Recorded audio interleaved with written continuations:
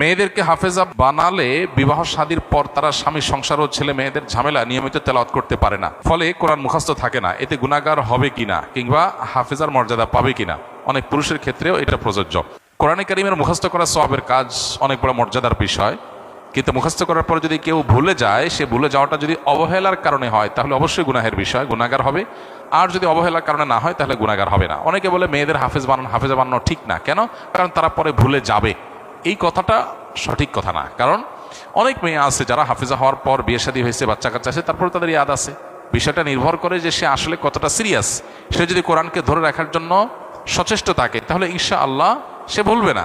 আর যদি সচেষ্ট থাকার পর ভুলে যায়ও তাহলে আল্লাহর কাছে তার কোনো দায় নাই, কোনো গুনাহ হবে না। তো এই জন্য মেয়েদের হাফেজা বানানো ঠিক না, এই কথাটা ভুল।